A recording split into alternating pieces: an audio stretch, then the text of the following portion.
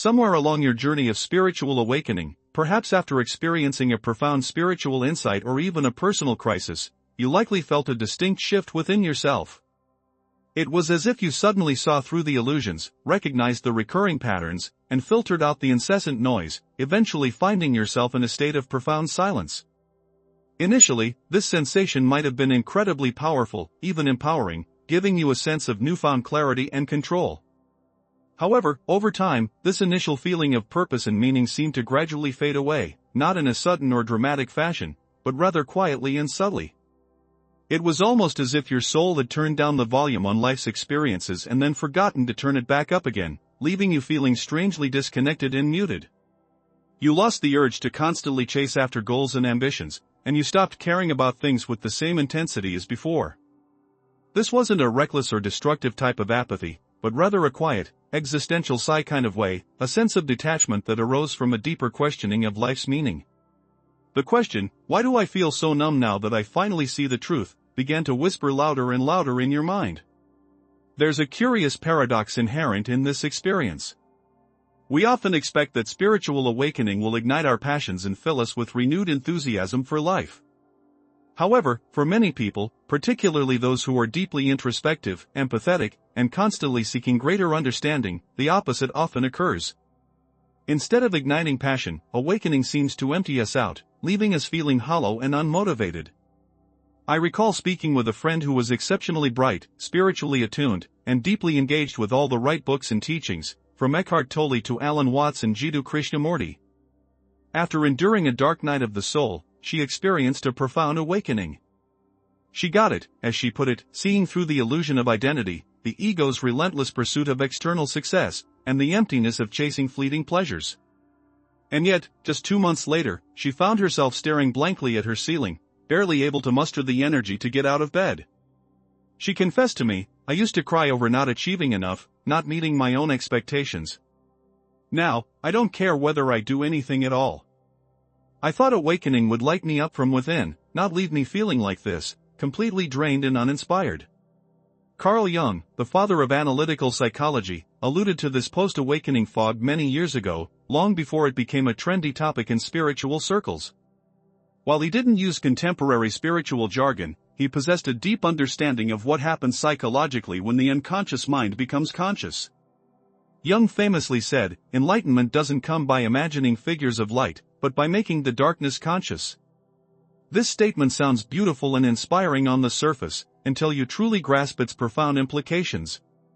Awakening is not the end of the journey, but rather the beginning of a psychological death, the death of the identity you once believed yourself to be.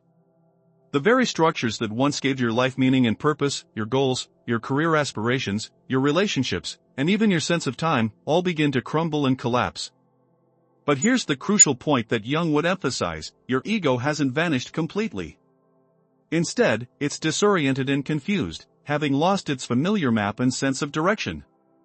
Without a new map to guide it, your motivation inevitably disappears. So, it's not necessarily that you're clinically depressed or suffering from a lack of motivation in the traditional sense. You're simply in a state of limbo, a transitional phase.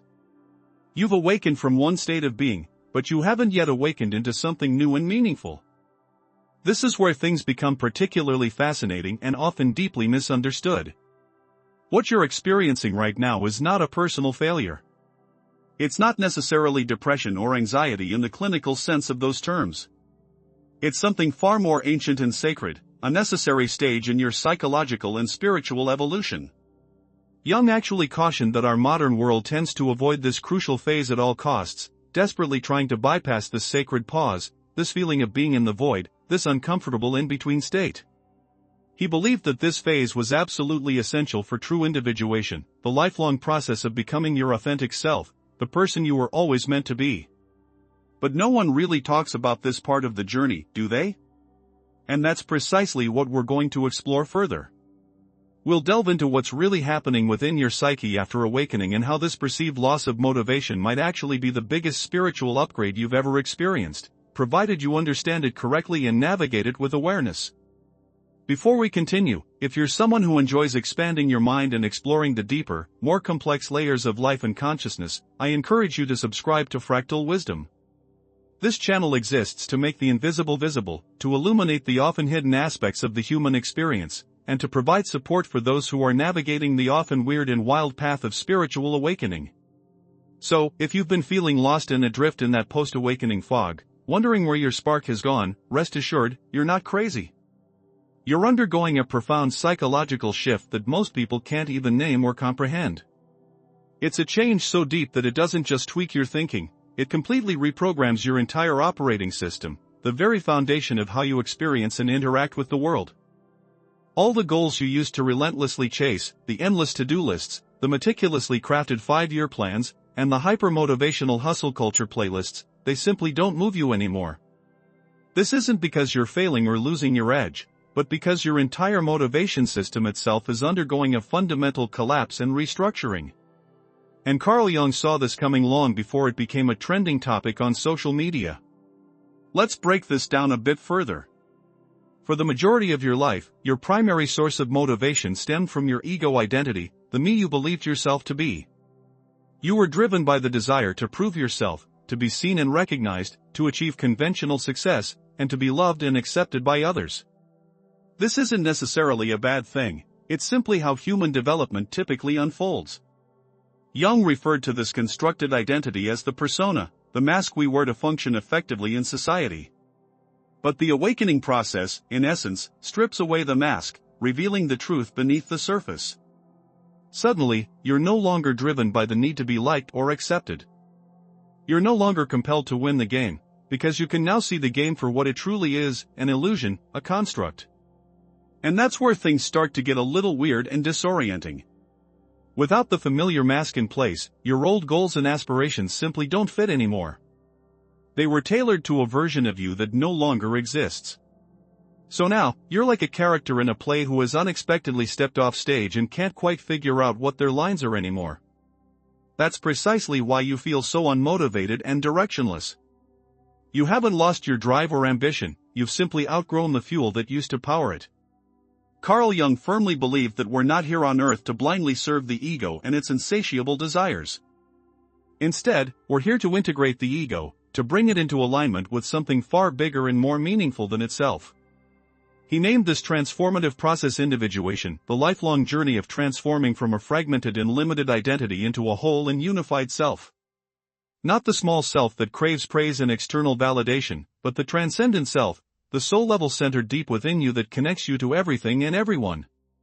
And this deeper self doesn't really care about status or approval or even clarity in the conventional sense. It's here to express truth, to live authentically, and to contribute to the world in a way that aligns with its unique purpose. So, once the awakening happens, your psyche naturally begins recalibrating itself.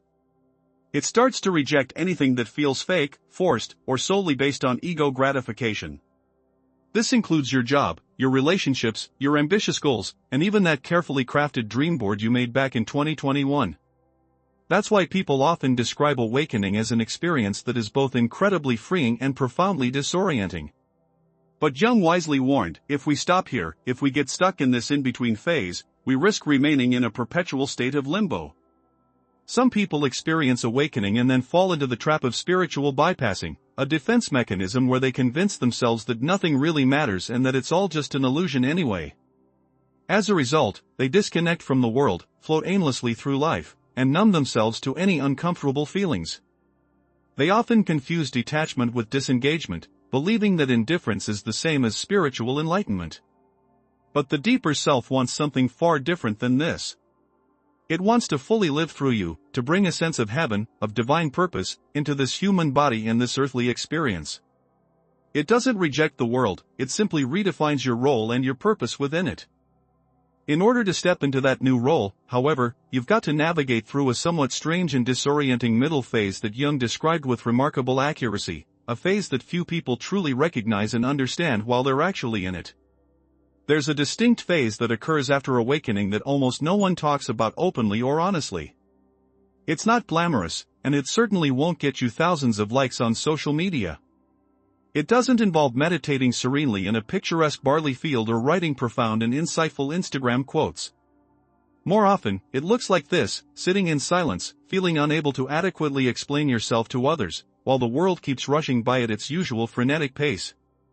Carl Jung would tell you that you're not actually lost during this phase. You're simply in between identities, in a transitional state. You've disidentified from the ego, but you haven't yet discovered a new and authentic way to live from the deeper self. This space is not a sign of failure. It's a sacred rite of passage, a necessary part of your evolution. But in our hyper-productive and achievement-oriented world, stillness is often misdiagnosed as laziness, and a deliberate pause is mistakenly interpreted as paralysis. As a result, you start to judge yourself harshly, and that self-judgment blocks the very flow of energy that your soul is desperately trying to call back into your being. Jung had a specific term for this essential psychological pause.